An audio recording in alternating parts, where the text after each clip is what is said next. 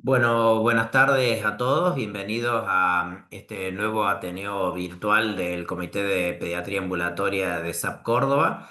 En el día de hoy nos convoca una problemática como son los trastornos del espectro autista que tienen una prevalencia significativa y que realmente nos impone a pediatras un desafío para poder realizar diagnósticos oportunos, las derivaciones tempranas y también el acompañamiento cercano y sensible de las familias. Así que para el día de hoy nos acompañan un panel de destacadas profesionales, cada uno con distintas especialidades, espero que son complementarias y que van a nutrirnos con su saber y sus aportes en cada uno de los temas que van a abordar. Así que vamos a empezar con banderas rojas en el diagnóstico temprano a cargo de la doctora María Belén Micheletti. Belén es médica pediatra, especialista en el desarrollo, formado en el Hospital Garraham y con una amplia experiencia en el tema, así que nos va a dar luz en este tipo de problemáticas, sobre todo lo relacionado con la detección oportuna. Así que, Belén, gracias por estar y estamos a la escucha de tu aporte. Hola a todos, muchísimas gracias por la invitación. Eleva un poquito, perdón, el volumen de Bien, bien. A ver, me voy a acercar. ¿Me escuchan mejor ahí? más o menos. Eh, ¿Ahí mejor? Ahí estamos un poquito mejor. ¿Mejor? Bien, bueno. Cualquier cosa me van diciendo. Dale. Tengo para compartir la presentación, ¿no? Sí, sí. Perfecto. Ahí se ve bien. Sí, Ahí se ve. estamos bien, sí, sí. Bárbaro.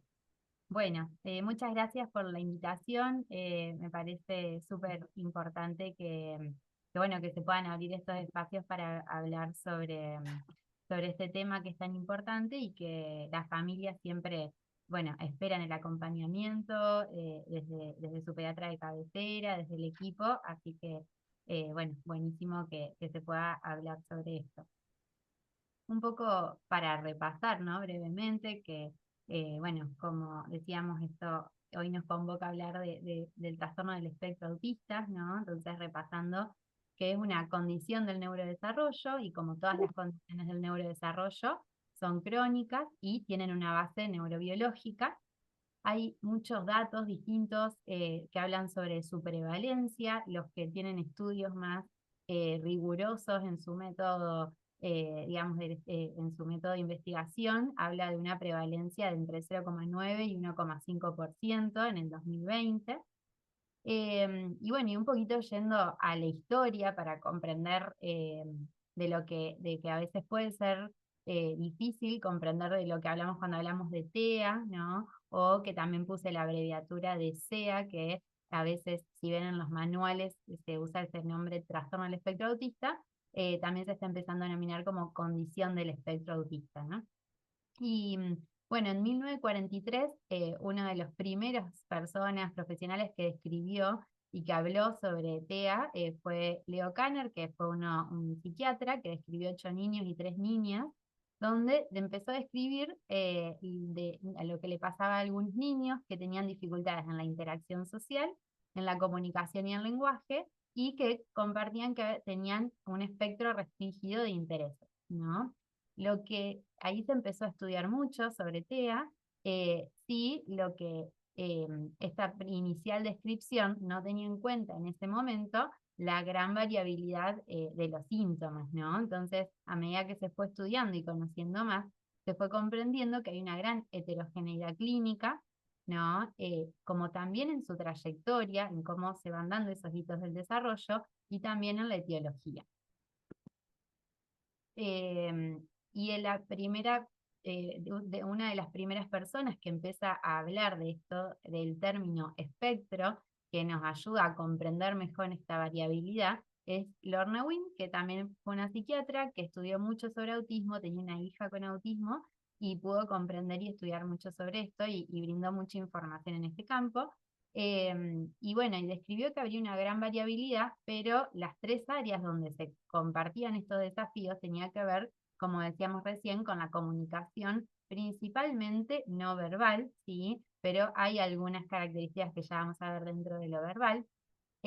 Las dificultades en la interacción social recíproca y el repertorio restringido de intereses, ¿no? Que muchas veces se asocia con cuestiones de la integración sensorial también y algunas conductas específicas. En cada una de estas áreas puede haber una gran variabilidad, ¿no? Cuando hablamos de niños con TEA, hablamos de niños que pueden utilizar mucho el lenguaje o pueden tener ausencia de lenguaje o pueden tener lenguaje con frases, ¿no? O pueden tener distintas formas de interactuar. Algunos niños tal vez son las características que inicialmente se nos vienen a la cabeza, es tal vez un niño que se aísla, pero también hay niños que interactúan mucho con personas de una manera atípica, ¿no? Tal vez abrazar a una persona desconocida o confiar mucho o contar secretos a una persona con quien no tienen tanta confianza, ¿no? Y entonces hay distintos tipos de dificultad en lo que es la interacción social. Y luego en las actividades de intereses puede haber intereses que sean muy intensos y que generen dificultad en adaptarse a otro tipo de actividad, o puede haber menor intensidad en esos intereses, pero que tal vez sea un tema específico o que sea un tema que sea atípico para la edad, como por ejemplo hay niños que les interesa mucho hablar sobre política, hablar sobre la guerra, o conocer cómo funciona algo que pueda ser más complejo, ¿no? Entonces, bueno, esto también forma parte de esta gran variabilidad. Lo que sí es muy importante es que como pediatras tenemos que tener en cuenta que siempre de recordar lo que es el desarrollo normal o típico, ¿no? O sea, a qué edad se van incorporando los hitos del desarrollo y en qué orden se incorporan esos hitos. Y recordar eso nos va a ayudar a determinar cuál es la trayectoria del desarrollo de cada niño, ¿no? Y sabemos que cuando hay una desviación, ¿sí? Es decir, cuando hay la secuencia de los hitos del desarrollo es diferente que lo esperado, ahí es una de las características, ¿no? Uno de los diagnósticos que inicialmente pensamos cuando hay un desarrollo con desviación en la comunicación es el trastorno del espectro autista. Y bueno, en base a esta inicial descripción, ¿no? Donde nosotros pensamos, bueno, eh, en este niño tal vez que en general esperamos que primero aparezca el uso de gestos y después las palabras, ¿no? Y después conversar. Y seguimos a algún niño que veamos que tal vez usa muchas palabras y dentro de esas palabras colores, números, y lo que esperamos previamente, que tiene que ver con el uso de gestos, el contacto visual, no está presente, bueno, estamos ahí ya pudiendo describir el desarrollo de ese niño y pensando en una trayectoria de desviación, ¿no? Entonces eso es algo que ya nos tiene que llamar la atención, ¿sí? Y bueno, y un poquito para aclarar, ¿no? Cuando uno deriva una evaluación del desarrollo ya a un equipo especializado en el tema, eh, se piensa en diagnósticos categóricos, ¿sí? Que tiene que ver con los nombres y que se basan en manuales categóricos como el DSM-5, ¿no? O el CIE-10, CIE-11, y un poquito como para terminar de repasar esta descripción, que cuando hablamos de trastorno del espectro autista nos estamos basando en el DSM-5, ¿no? Ahora, en el DSM-4 se hablaba de trastornos generalizados del desarrollo, ¿sí? Que compartían estos criterios, esto de las dificultades en la comunicación, en la interacción social y en la conducta, ¿sí? Pero dentro del TGD se dividía en algunos subgrupos que tienen que ver con el trastorno autista, Asperger, desintegrativo de la infancia, RED, TGD no especificado o el autismo atípico. En el 2013, cuando se pasa al DSM-5, bueno, se ve que por la dificultad muchas veces en tal vez encontrar los criterios para cada uno de estos subgrupos y comprendiendo mejor aún esta gran heterogeneidad clínica y más trayectorias, es que se pasa a hablar directamente, en vez de TGD y los subgrupos, en trastorno del espectro autista, ¿no? Pero bueno, muchas veces los CUD o en algunas situaciones se sigue utilizando la terminología del DSM-4, pero un poquito esto como para comprender. En el DSM-5 están los criterios, ¿no?, que tienen que ver con estas dificultades en la comunicación social y en la conducta, y en la interacción social, y por otro lado los criterios que tienen que ver con las características de la conducta. Entonces, bueno, como ya van a explicar mucho mejor, la detección e intervención oportuna impacta de manera positiva en la trayectoria del desarrollo, en la calidad de vida, tanto del niño como de su familia, y previene complicaciones secundarias. Y esto es lo que justamente justifica la importancia de que como pediatras estemos atentos a las trayectorias del desarrollo de cada niño. Este es un estudio que, si bien es de muchos años, fue del 2007, en el Hospital Garrahan describieron algunas características de los niños que consultaban, ¿no? Principalmente sobre el diagnóstico y la demora en el diagnóstico. Y ahí encontraron que había en todos los chicos, en general en promedio, las familias consultaban hasta 3 profesionales hasta llegar a un diagnóstico, ¿sí? Que el tiempo desde la preocupación hasta el diagnóstico había un promedio de 20 meses, y que los motivos de consulta más frecuentes eran que había un retraso o una ausencia de lenguaje, o parecía sordo, o que se aislaba de otros niños, algunos movimientos estereotipados o agresiones y berrinches. Si bien esto es de hace varios años y ahora, si bien no hay un nuevo estudio sobre esto, pero impresionaría que esta distancia, ¿no?, del tiempo entre sospecha y el diagnóstico se ha disminuido, la cantidad de profesionales, pero bueno, es importante tener en cuenta esto para poder ayudar a acortar estos tiempos, ¿no?, entre la sospecha de la familia. Y esto también se vio que el primer profesional al que consultaban las familias era su pediatra de cabecera, en quien en general es a quien tienen más confianza, ¿no?, en cerca de un 70%.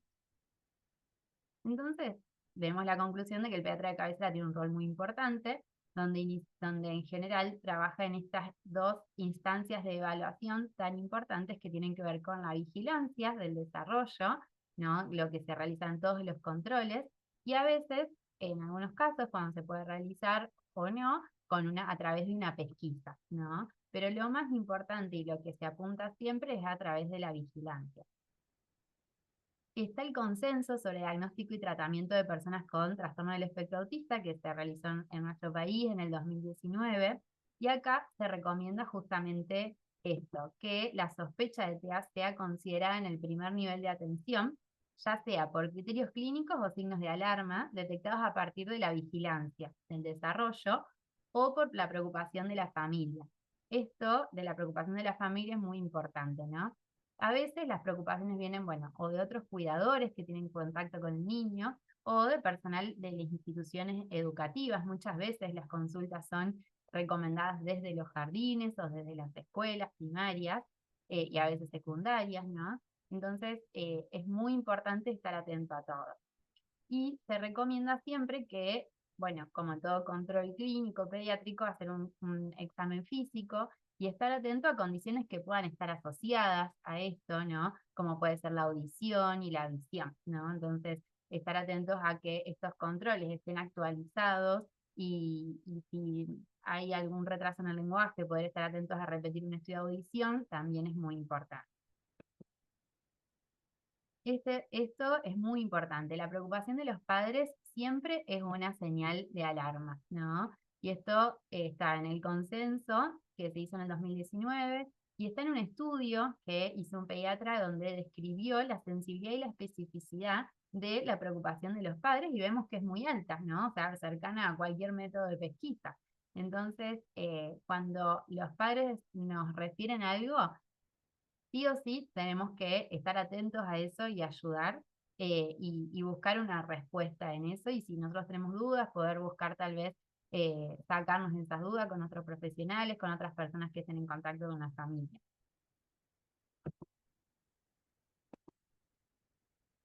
Por otro lado, tenemos que estar atentos a que hay factores de riesgo, ¿no? O sea, hay grupos de niños que tienen más probabilidad de desarrollar TEA, ¿no? Entonces, los hermanos de niños que tienen el diagnóstico de TEA, es muy importante que como pediatras estemos más atentos o podamos seguirlos desde los primeros años, podamos de última ahí hacer tal vez alguna método de pesquisa o derivar para una evaluación ante cualquier inquietud.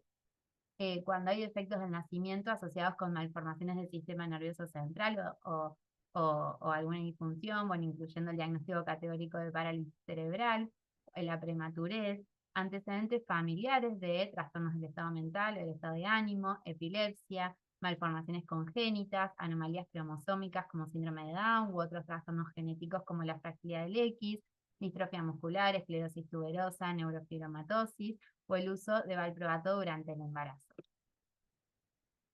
La pesquisa de TEA, si bien en algunos países es obligatoria hacerla, como en Estados Unidos, y se recomienda hacerlo entre los 18 y los 24 meses de manera obligatoria, hay otros países donde se sugiere no realizar, ¿no? Y en eso coincide el consenso de Argentina, pero sí estar atentos a las banderas rojas, y si están presentes, ahí evaluar o ayudarnos de algunas de estas herramientas estandarizadas. Entonces, Canadá propone esto de si no hay balbuceo o señalamiento a los 12 meses, si hay ausencia de palabras a los 16 meses, si no hay frase de 2 palabras a los 24 meses, o hay una pérdida de habilidades del lenguaje o sociales a cualquier edad.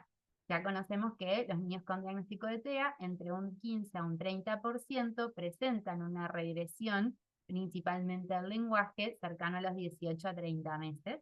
Entonces, esto es algo también que puede llamar la atención. 2 minutos, Belén, ¿sabes? Perfecto. El MChat, bueno, es una herramienta que está en internet y que las familias pueden completar, son 20 preguntas. Cuando las preguntas dan positivos para más de 8, ahí hablamos de mayor riesgo. Esto se lo pueden descargar de internet, inclusive acceden las familias.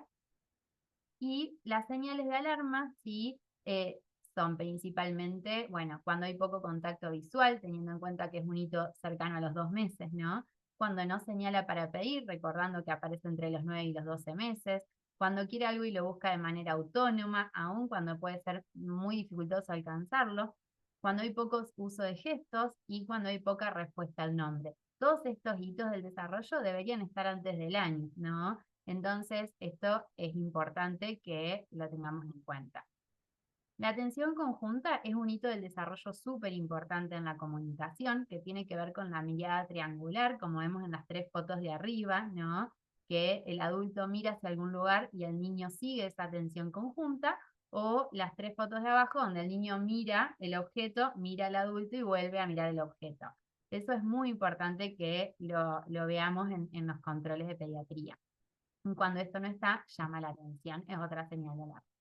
Como decíamos, la regresión del lenguaje, que repita muchas palabras que otros dicen, muchas veces sin comprender su significado, el uso del lenguaje neutro con entonación marcada, el lenguaje expresivo más avanzado que el comprensivo, que usa un lenguaje para cantar o nombrar cosas, pero con un menor uso para caminar. Y Y, 20.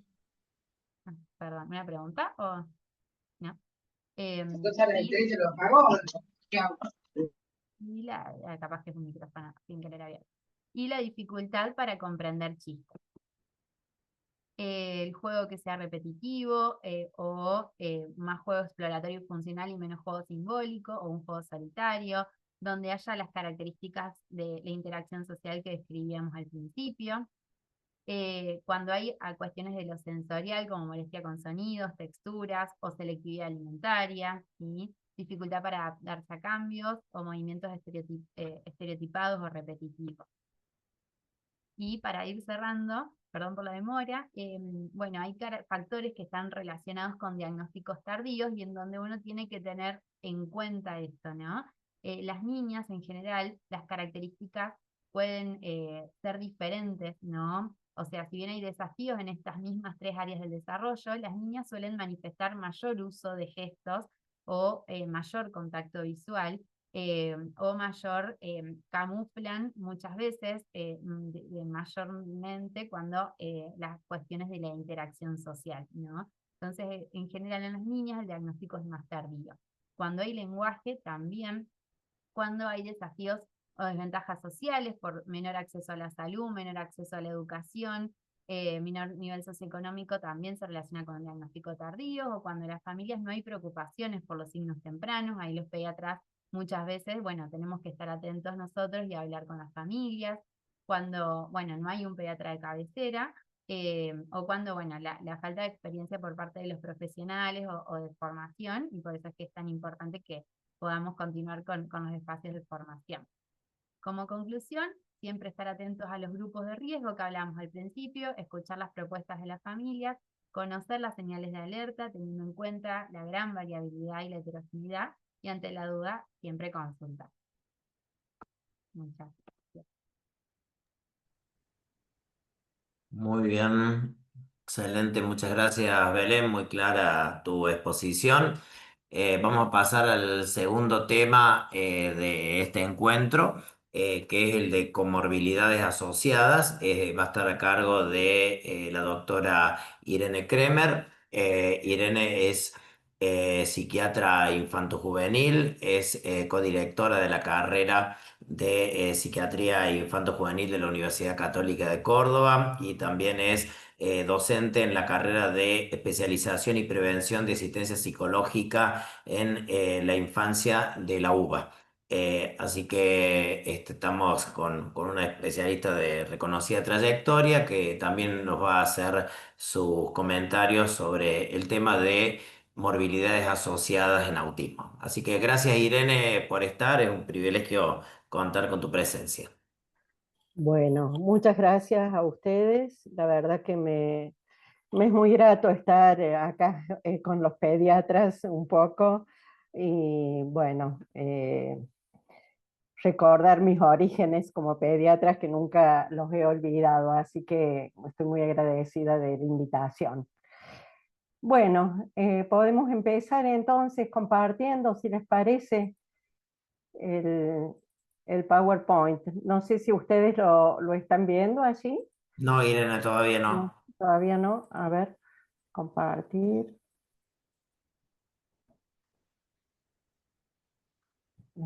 Ahora sí. Ahora se está abriendo. Ahora se está abriendo. Ok. Sí. Bueno, a ver cómo hago para abrirlo del todo. Hay una Acá, copita abajo. acá. Ahora sí. Ahora sí, ahora sí. Ahora sí. Ok. Bueno, muchas gracias. Bueno, un poco entonces, ya la presentación ya la hizo Mario y me he puesto a revisar un poco cómo armar las ideas en relación a las comorbilidades en el autismo y me encontré con un par de cosas interesantes que podían como sintetizar como mi pensamiento, mi experiencia con estos chiquitos, adolescentes, con este tipo de problemáticas, ¿no? Y bueno, yo acá puse una frase que es un disparador y espero poder comunicarles por qué al llegar al final de esta presentación contarles un poquito por qué. No hay comorbilidades, me pareció interesante porque es un poco en general, ¿no? Porque ya les voy a ir explicando por qué lo digo, pero un poco como decía la doctora recién, el TEA, trastornos del espectro autista, es un conjunto de síntomas basado en los criterios de los manuales diagnósticos, en donde lo más común es que estos chiquitos tengan comorbilidades, si nos centramos estrictamente en estos dos criterios fundamentales de los manuales, ¿no? Y imaginemos, por ejemplo, la situación nada rara de que una persona, además de cumplir con los criterios de TEA, también cumple con los de ansiedad generalizada, trastornos de hiperactividad y déficit atencional, de Tourette, discapacidad intelectual, TOC, epilepsia. ¿Qué hacemos? ¿Son trastornos distintos? ¿Existe una relación causal entre ellos? ¿Es una misma causa la que genera los diversos trastornos? ¿Son todas causas diferentes? Bueno, eso me hizo a mí como tratar de empezar por aclarar algunos conceptos y de qué hablamos cuando hablamos de comorbilidades. Y me pareció que antes de eso era importante como que hagamos un repasito rápido de qué hablamos cuando hablamos de trastorno, de qué hablamos cuando hablamos de espectro autista y por supuesto también de comorbilidades. Este es un artículo, un texto que me pareció muy interesante, que me permitió a mí esclarecer muchas ideas, porque este es un colega español que trabaja mucho con chicos con este tipo de población y que hizo una pregunta clave. ¿Qué es un trastorno? ¿Qué es un trastorno para el DSM o para el CI-10? Entonces sabemos que ya en 1980 se definió como un comportamiento clínicamente relevante, un síndrome psicológico o un patrón que ocurre en un individuo y que se asocia a malestar o discapacidad, el cual refleja una disfunción psicológica o biológica. Ustedes ven que cada uno de estas definiciones son bastante vagas, ¿no? Porque un comportamiento clínicamente relevante, un síndrome psicológico, pero ¿cuál? Etcétera, etcétera. Por ejemplo, si nos centramos solamente que se asocia a malestar o discapacidad, podemos ver que eso tampoco define una situación patológica, por decirlo así, ¿no? El dolor, la ansiedad o la depresión pueden resultar un grave inconveniente, pero tampoco no son patológicos. Es normal, es saludable estar triste, es saludable ponernos mal o que algo nos duela emocionalmente. Por ejemplo, en personalidades psicopáticas, bueno, sabemos que es difícil que algo los conmueva o que sientan ansiedad ante algunas situaciones, y eso sería, esa ausencia de dolor, de ansiedad, es gravemente patológica igualmente. Igual, por ejemplo, con la falta de empatía, que se define como un déficit propio del autismo. Pero ¿y esas personas que nos consultan tan a menudo y que tienen como un exceso de empatía, que nosotros vemos que están como en piel viva, que todo los conmueve, todo los desorganiza, hay una situación de angustia permanente ante situaciones mínimas? Eso también puede ser una cuestión preocupante, podría decirle. Entonces yo creo que es fundamental, y yo que empecé como médica pediatra, me costó mucho, digamos, pensamos muchas veces, a ver, ¿qué un trastorno mental es igual que una enfermedad médica? Y me di cuenta que no, que es muy importante que sepamos que no es lo mismo un trastorno mental que una enfermedad médica.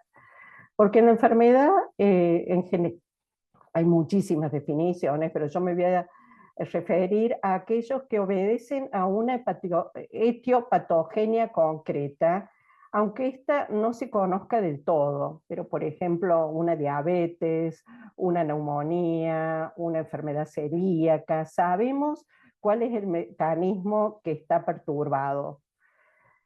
En cambio, la denominación de trastorno mental es una denominación genérica de problemas y es un constructo artificial sin una entidad biológica propia. Ya lo voy a seguir hablando esto en lo que sigue. O sea, no obedece a una causa etiopatogénica concreta. Bueno, este es el ejemplo que les decía. Por ejemplo, en una enfermedad cardíaca sabemos que puede haber una obstrucción de las arterias coronarias, que eso afecta el flujo sanguíneo, que da determinados síntomas como dolor en el pecho, dificultad para respirar. En cambio, en un trastorno mental, las etiologías son mucho más complejas e intrincadas, por eso es muy difícil que podamos decir que conocemos la etiología de una enfermedad, porque es un sinnúmero de factores que se van entretejiendo entre sí y que van a dar un resultado que es muy difícil de prever a priori, si bien, como decía la doctora recién, hay factores de riesgo o predisponentes, estos no son en absoluto, no son absolutos, podríamos decir, ¿no? Porque estamos hablando de la complejidad. En todas las enfermedades biológicas, que es una división un poco artificial que tenemos en nuestra sociedad occidental, pero en las enfermedades mentales la complejidad es prioritaria. Y en general 2 más 2 no es 4. Puede llegar a serlo, pero la verdad es que la mayoría de las veces no lo es. Y esto es muy importante porque el self, la personalidad, el carácter, los modos de interesarse, de proponer, de resolver, están íntimamente construidos, ligados y tejidos con interacciones complejas con el entorno desde su inicio. Desde su inicio, podríamos decir, desde la concepción o desde antes de la concepción, durante toda la gestación, durante todos los primeros años de vida. Como ustedes ven en la figura, estas distintas ramas que vienen de la madre, del padre, de los abuelos, del ambiente en el que se va generando ese individuo, se van entrelazando desde un principio.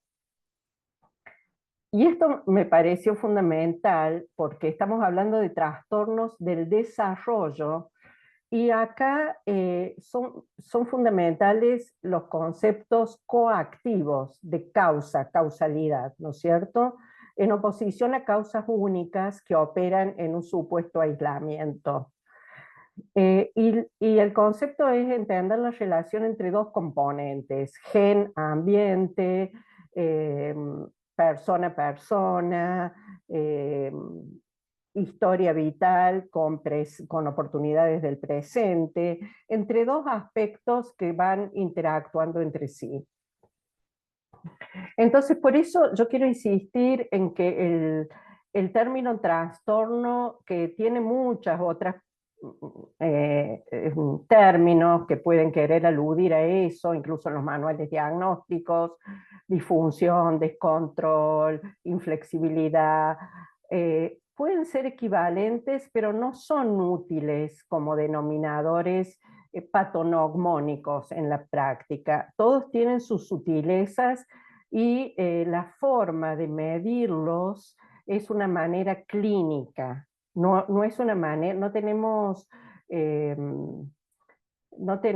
equivalentes biológicos, no tenemos parámetros biológicos para medirlos. Entonces, ¿hasta qué punto esta disfunción es una disfunción que realmente va a operar, está operando en ese niño e implica un pronóstico a cronicidad, o es una disfunción que se aleja un poco de los parámetros normales? A veces lo normal no es lo saludable, a veces lo normal es el término medio en determinado ambiente, como por ejemplo, bueno, muchísimos ejemplos, ¿no? Pensaba sobre todo en el uso de celulares y de pantallas, que es tan normal ahora en la crianza y tan patológico, y que yo creo que tiene una influencia terrorífica en el aumento de las condiciones de este tipo de trastornos del neurodesarrollo por la desconexión tan brutal que produce entre los padres y los hijos. a donde son los padres los que más atrapados están por las pantallas y sobre todo en la crianza temprana, ¿no? Entonces, el término trastorno no alcanza a superar la ambigüedad que nos permita operar con tranquilidad en la clínica. El hecho de ser clínicamente significativo tampoco no es orientador absoluto en sí mismo y necesitamos precisar mejor sus límites. Sí lo podemos tomar como algo transitorio, porque hasta el momento no hay mayores definiciones. La psiquiatría no ha avanzado lo suficiente como para dar definiciones más claras y más precisas. Es un momento a donde está en crecimiento, hay muchísimas investigaciones, pero por ahora la guía más importante es la clínica. No, esto que yo les decía, no contamos todavía con marcadores biológicos que nos permitan corroborar nuestros diagnósticos. Es lo mismo que le decía recién, ¿no? Estos síndromes no es como un síndrome, no sé, en la medicina, síndrome que podría ser de un abdomen agudo, que tenemos un protocolo determinado y vamos a llegar a un diagnóstico. Acá los protocolos son diferentes. Entonces vemos que el espectro autista, que se caracteriza por estas dos condiciones especiales, y que tiene una amplitud tan grande que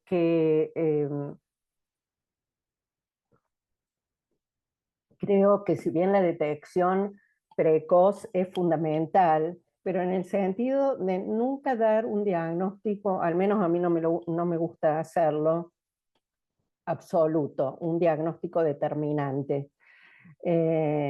Una vez una mamá me dijo una cosa de un pacientito que sí tenía características importantes de un trastorno autista, pero que es una persona que vivía lejos de Córdoba y me habló al poco tiempo para contarme cómo seguía el chiquito, porque yo no lo seguí viendo, y me dijo, una de las cosas que más me ayudó y que el chico progresó muchísimo, me dijo, una de las cosas que más me ayudó fue lo que usted me dijo una vez cuando yo le pregunté muy al principio, ¿qué podemos esperar de este niño? ¿Hasta dónde va a llegar?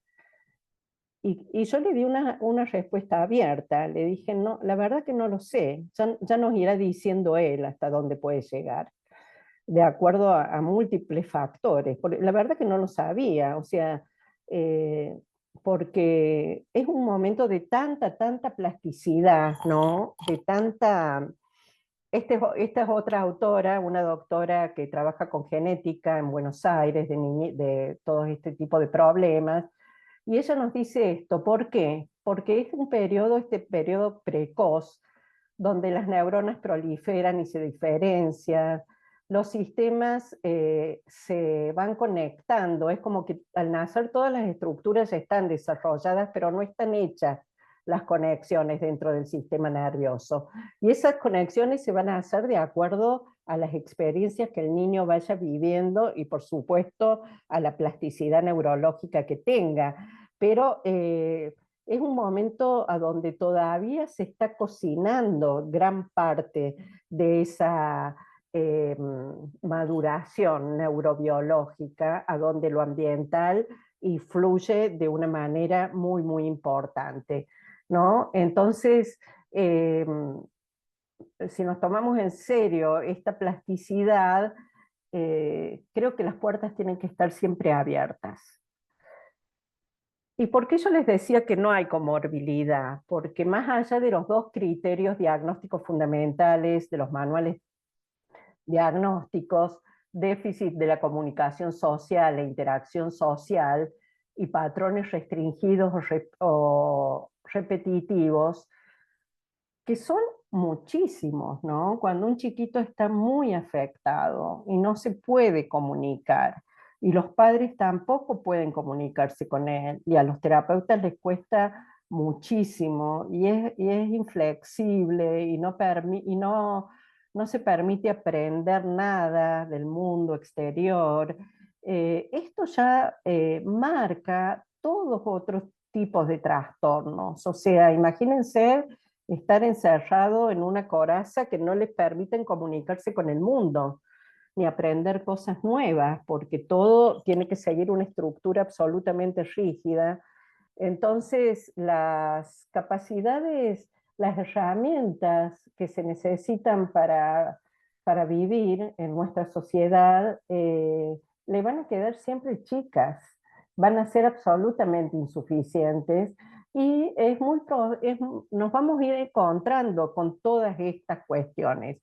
Yo creo que no hay ningún chiquito con TEA, al menos no los que yo he visto, puede ser que los haya, que no lleguen al consultorio, que no tenga alguno de estos problemas. Alteraciones del sueño, ansiedad, hiperactividad, conductas auto o heterolesivas, hipo o hipersensibilidad sensorial, algunos con deterioro cognitivo, otros no. Entonces, trastornos del lenguaje o de la comunicación, a donde hay un lenguaje robótico, con una prosodia alterada, donde esa intencionalidad del lenguaje de comunicarse con otro es extremadamente limitada, ¿no? Entonces, todo esto yo creo que forma parte de lo que ahora también algunos autores empiezan a llamar como constelación autista, más que espectro, en un sentido de que hay muchos indicadores, hay muchas condiciones clínicas que no están contempladas en los manuales y que pueden o no estar presentes y que van a cambiar significativamente la calidad de vida de estos niños. 2 minutos, Irene.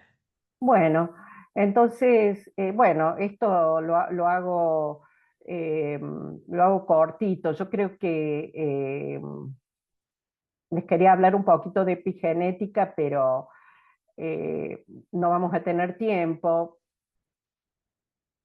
Pero la epigenética es un capítulo apasionante porque es la comunicación entre mente y cerebro, ¿verdad? Es aquello que podemos nacer con un cerebro intacto, pero tenemos que desarrollar a posteriori, es como la embriología de la mente, todas aquellas capacidades que nos permitan expresarnos, convertirnos en humanos, con capacidades lo más humana posible, ¿no? Eh, todo esto que yo les pongo acá, sensaciones, emociones, transmitir nuestras sensaciones y darles un lenguaje comunicacional, no solo con los demás, sino con nosotros mismos, fundamentalmente. Entonces, bueno, como ven, había preparado mucho, pero no me quiero extender. Me voy a ir a esto. No caer en el riesgo de la nosólogo-manía, de diagnosticar en exceso, de poner muchos diagnósticos cuando en realidad los problemas centrales son muy específicos y posiblemente sean consecuencia de la falta de habilidad para resolver las cuestiones de la vida, ¿no? Estrategias de afrontamiento inadecuadas.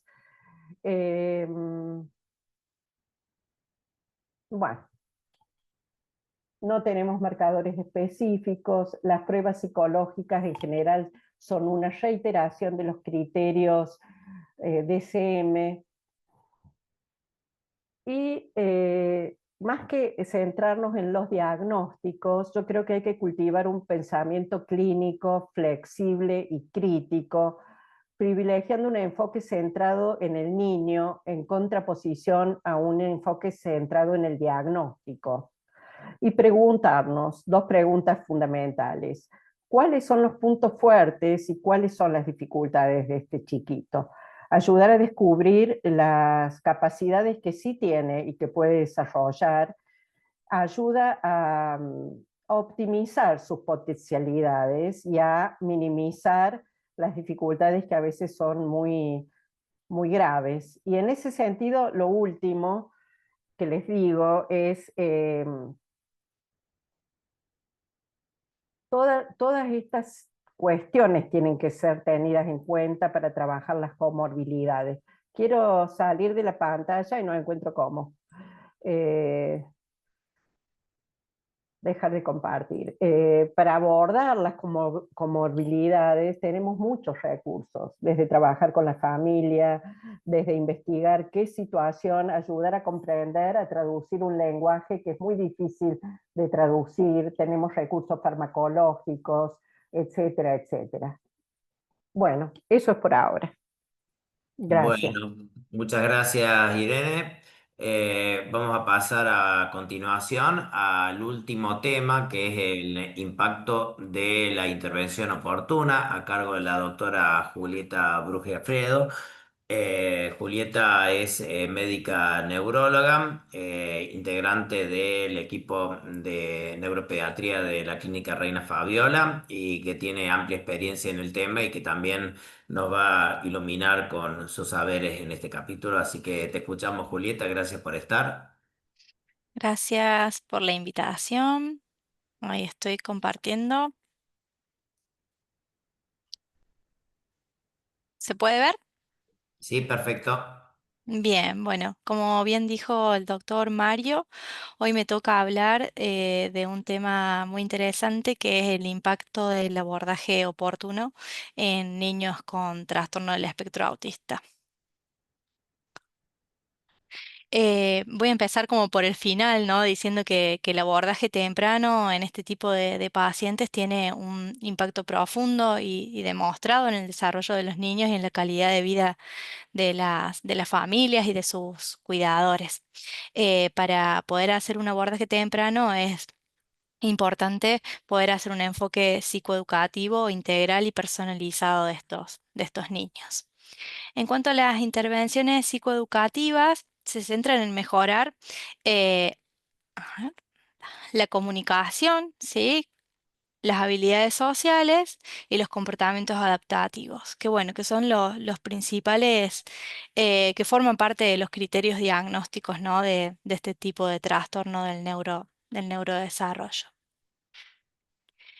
Interviniendo sobre estas cuestiones, vamos a obtener que los niños tengan mayor funcionalidad y que haya una mayor integración con el entorno.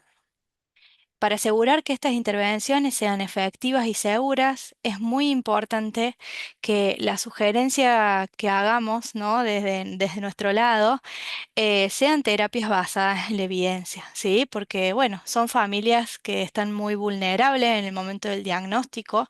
Entonces, bueno, es importante que los podamos guiar bien y sobre todo con esto, con terapias basadas en la evidencia.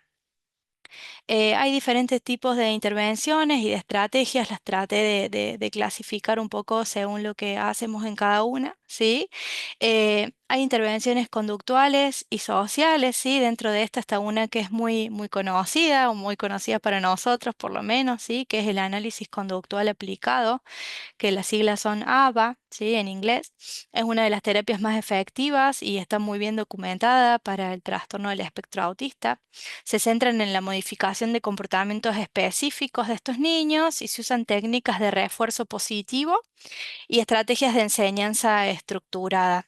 Esto ayudaría a mejorar las habilidades del lenguaje, las habilidades sociales, bueno, y la autonomía en la vida diaria de estos niños.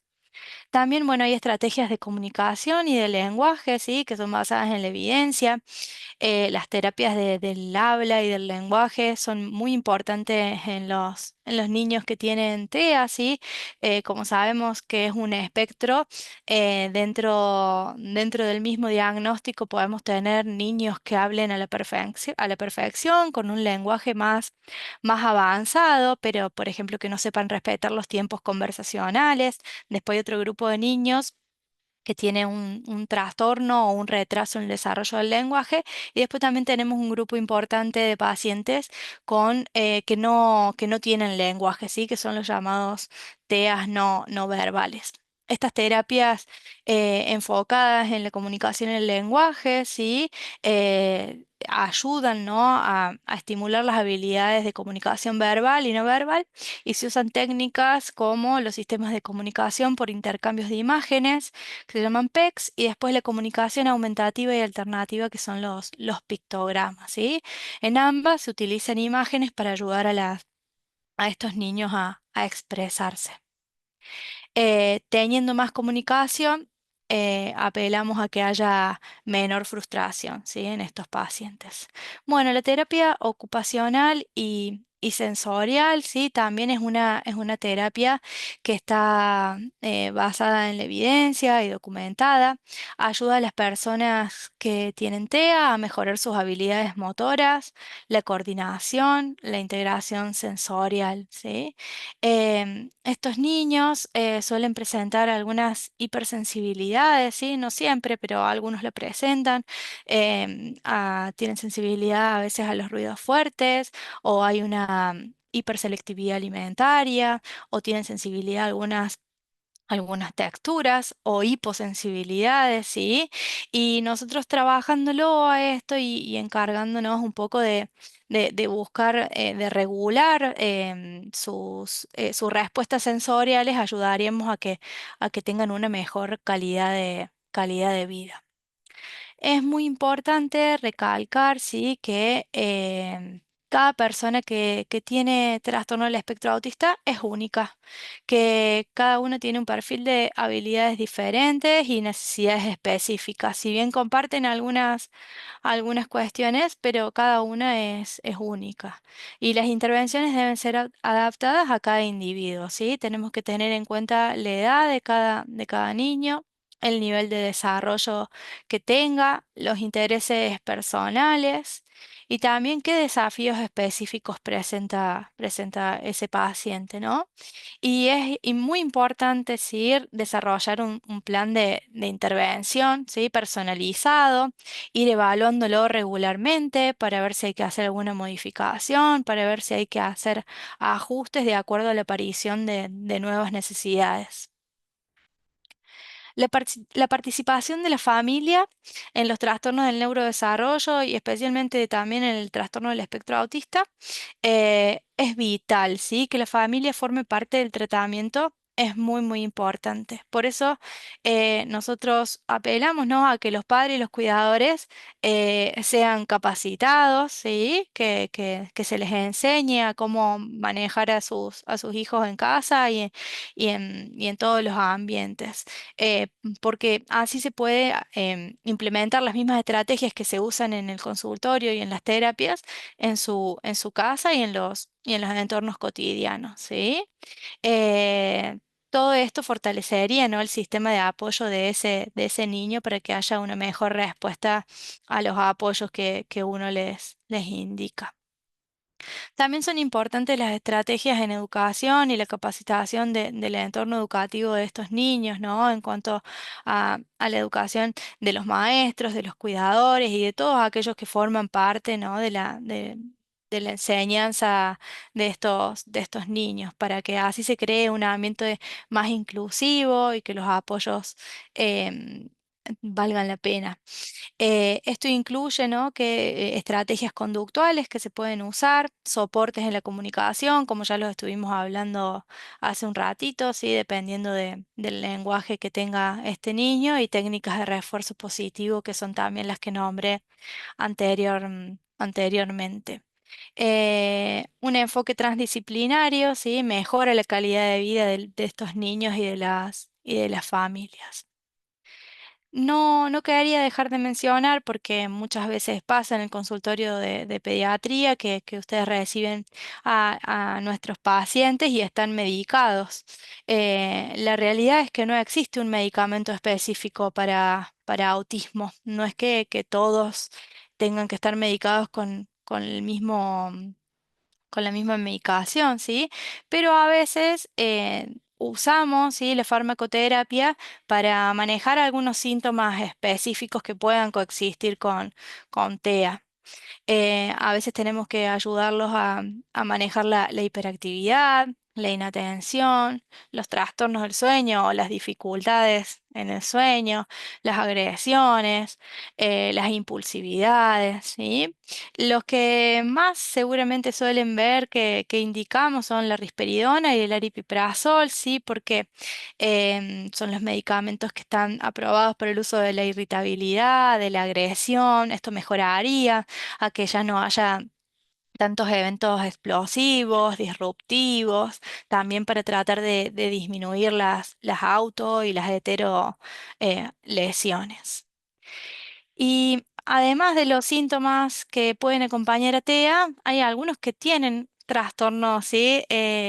Acompañantes como la depresión, la ansiedad, trastornos del sueño, TDAH, y a veces puede ser que la medicación esté dirigida específicamente a a estas entidades.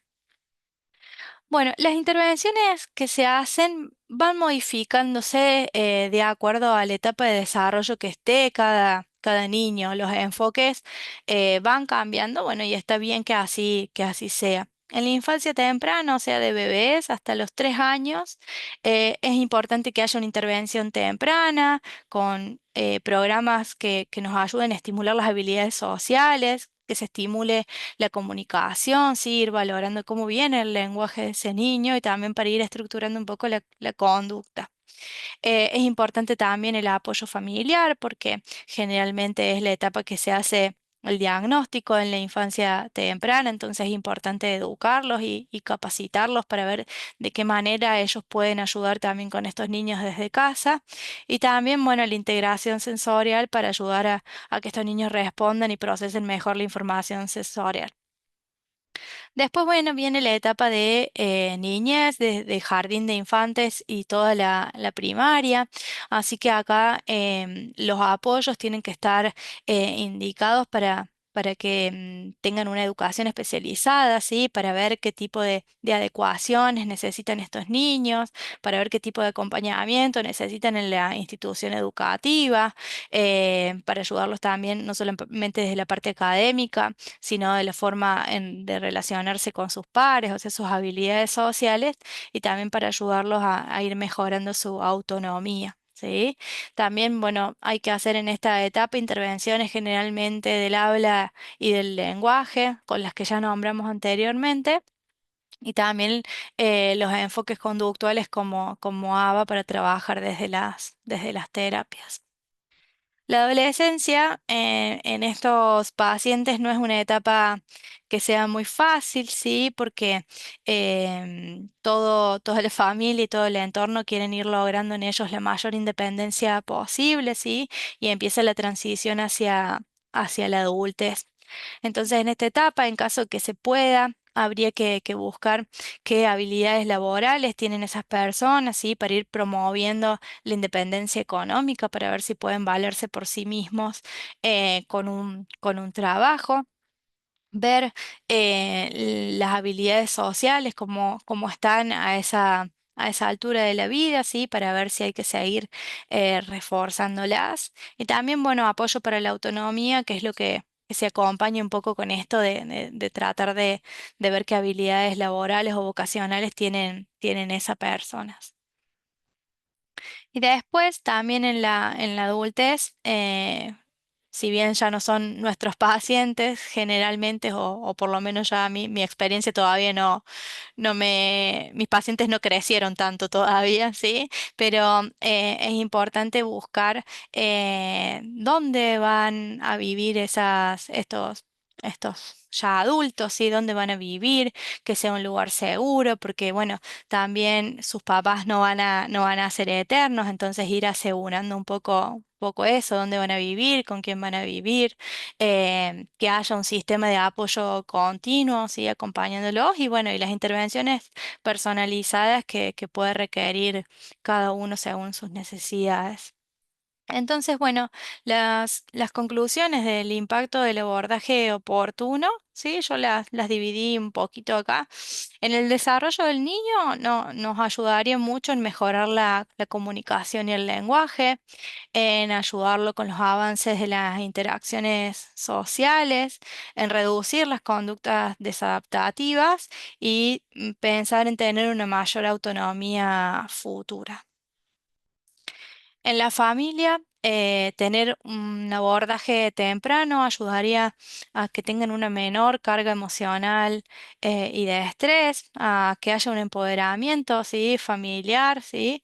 Que los incluye a ellos como agentes activos, ¿no? Del tratamiento y del acompañamiento de sus hijos y reducción de la incertidumbre, ¿no? Porque bueno, mientras más información uno tiene, más intervenciones pueden hacer ellos, sí, y eso planifica un poco la planificación, facilita la planificación a futuro.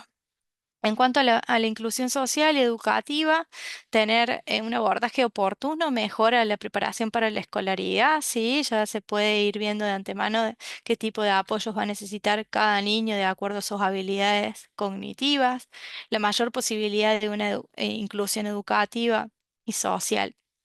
Y en cuanto a la sociedad y el sistema de salud, tener un abordaje temprano disminuiría los costos a largo plazo, mayor productividad futura, ¿sí? Al potenciar las capacidades de cada niño y mayor concientización social. Y como frase final, ¿no? Cuanto antes intervenga, mayor será el impacto positivo en el desarrollo del niño, el bienestar familiar y la inclusión social, con beneficios también para la sociedad en su conjunto. Perfecto, Julieta, muchas gracias, muy didáctica tu presentación. Vamos a pasar a 5 minutos de preguntas. Acá Verónica plantea a la mesa qué opinión les merece el enfoque integral de Diloiácono y equipo que plantea como base una encefalopatía crónica dinámica por hiperpermeabilidad de membrana cerebral e intensidad intestinal, perdón, que pone énfasis en la detección de trastornos digestivos concomitantes como intolerancia al gluten, la caseína, la disbiosis intestinal, parasitosis, etcétera, como relevante para una mejor respuesta a las terapias clásicas. ¿Respondo yo? Sí, sí. Bueno, la verdad que en cuanto a tratamiento, uno tiene que ser muy cuidadoso, ¿sí? Y bueno, yo hago medicina basada en la evidencia, entonces las familias que van a mi consultorio y que confían en mí, toda intervención que realizo es basada en la evidencia. Sinceramente, no conozco una evidencia que acompañe este tipo de tratamiento, ¿sí? Creo que hasta el momento no está. Pero bueno, hay que ver qué nuevos estudios sí salen como para ver si se pueden apoyar en algún estudio este tipo de intervenciones, ¿sí? Muy bien. Sí, Eh, disculpa, ahí leo en el chat que dice que hay muchos papers, sí, pero que haya muchos papers no significa que sean estudios de gran calibre, ¿no? Entonces, bueno, uno tiene que ser muy cuidadoso con eso.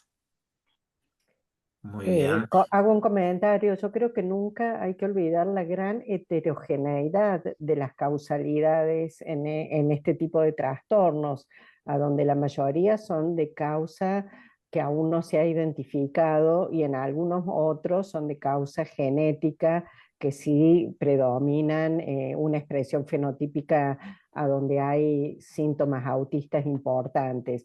Es posible que influyan muchos otros factores, pero ninguno, como decía la doctora, de este tipo de cosas ha sido comprobado como causal determinante de la patología, ¿no?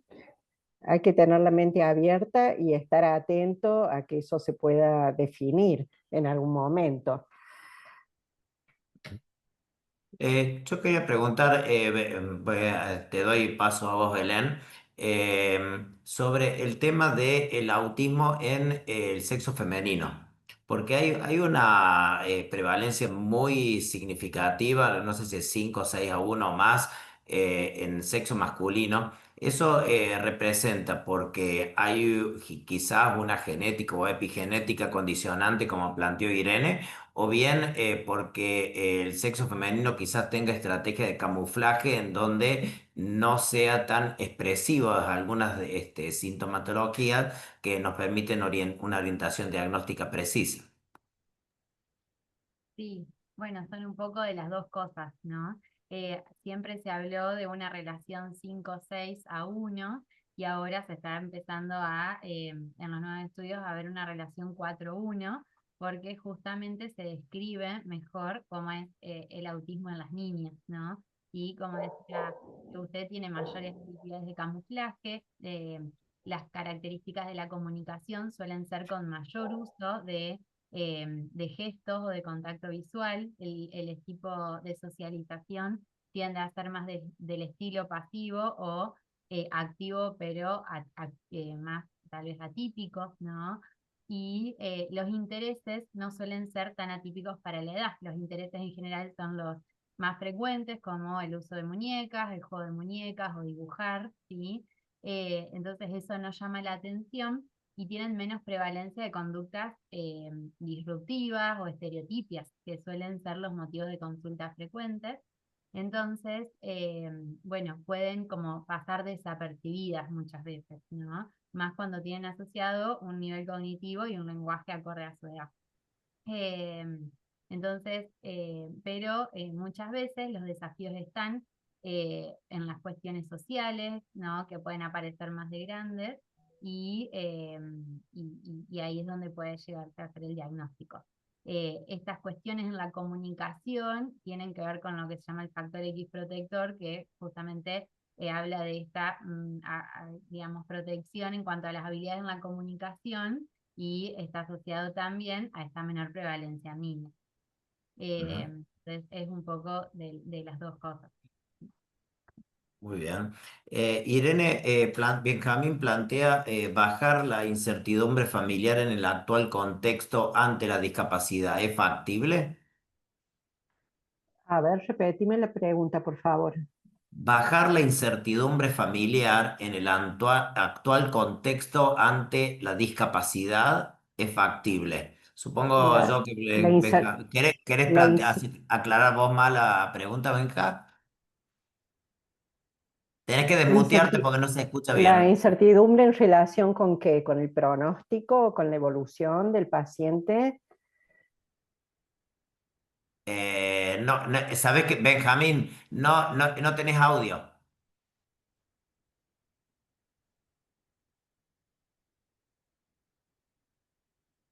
A ver, Ahora sí. ahora sí. Hola, Este, Benjamín. la experiencia que tenemos en este momento frente a la discapacidad es que se ha conseguido en el Congreso apenas una desaprobación del veto presidencial al presupuesto de la discapacidad.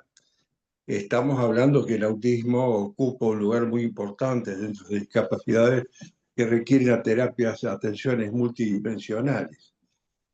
Creo que la pregunta que hace, la opción que hace la que habló en el último momento, hablaba de bajar la incertidumbre por parte de la familia ante los chicos, ante los adolescentes con discapacidad, con trastorno del espectro autista. Yo creo que la incertidumbre es muy alta porque si para un chico adolescente normal hay dificultades muy grandes de integrarse socialmente, para un niño con discapacidad y especialmente tan complejas como son las de los chicos con trastorno del espectro autista, creo que va a ser mucho más difícil y más el esfuerzo de las sociedades locales en apoyarlos, porque realmente se hace muy difícil todo lo Pero, demás. a qué te refieres con la pregunta, con bajar la incertidumbre?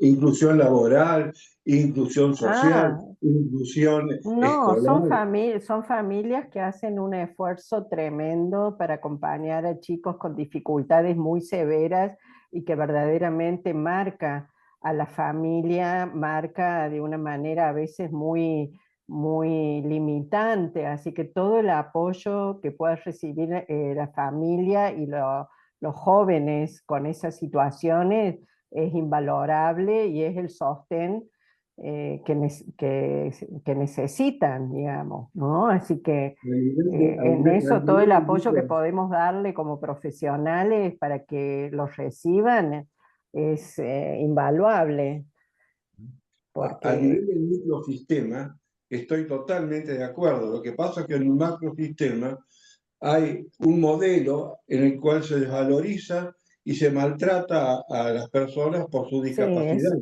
sí, Tenemos que sí, dar en sí, cuenta que ese contexto va a crearse este chico en esta sociedad actual.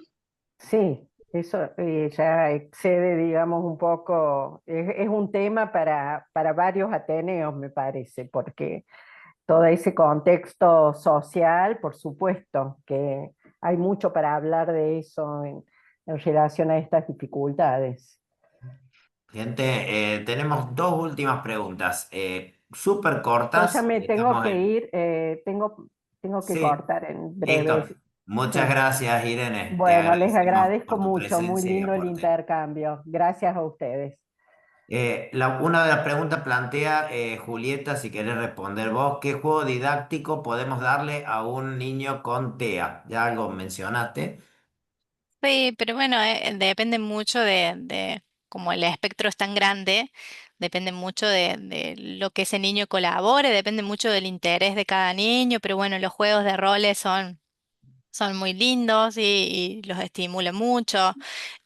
A veces, bueno, no hace falta gran juego, pero sí a través del juego estimular lo que dijo Belén, ¿no? La atención conjunta. Vienen también muchos juegos o elementos sensoriales, ¿sí? Para ayudarlos. El niño que necesita realizar descargas en la boca para que muerdan, ¿sí? O con diferentes texturas. Pero bueno, no hay un juego específico, sino mientras uno más se siente y estimule al niño para jugar, sí, y estar presente ahí en ese momento creo que es la clave.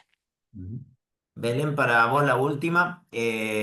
Dice, si hay datos sobre mayor incidencia de TEA post pandemia. Y si puede estar asociado también a distintas técnicas de fertilización in vitro. Hasta el momento, post pandemia, no hay estudios que hablen de una mayor prevalencia. Sí, durante la pandemia se vieron mayores desafíos en la conciliación del sueño, en las rutinas diarias, pero no en mayor prevalencia de diagnósticos de trastorno del desarrollo. Y en cuanto a las técnicas de fertilización in vitro, es algo que se está estudiando, por lo menos no sé si Juli tenés como otra información, y está más asociado a, digamos, es algo que se está viendo asociación, hay que ver si el factor edad, ¿no? Que influye y se relaciona también con el uso de técnicas de fertilización in vitro, también es algo que se asocia, porque eso sí está más asociado. Pero bueno, esto de las técnicas de fertilización in vitro se está estudiando, pero por lo que yo tengo entendido hasta ahora, no hay hasta el momento asociación a Sí, tengo comprobar. entendido lo mismo que Belén. Eh, Se ve nosotros que tenemos la posibilidad de hacer la anamnesis a la familia. Muchas veces nos pasa que han sido gestados por alguna técnica de fertilización, sí. Eso sí lo vemos. Pero Ujú. no hay ningún paper todavía que acompañe eso. Bueno, gente, vamos a cerrar este encuentro agradeciéndole a Juliete y a Belén por su disposición para iluminarnos con cada uno su experiencia y sus conocimientos, que realmente ha resultado muy esclarecedor y bueno, nos plantea también el desafío cotidiano de enfrentar y acompañar estas problemáticas tratando de lograr el desarrollo de la potencialidad del niño, apuntando fundamentalmente a sus fortalezas y no a sus deficiencias, ¿no?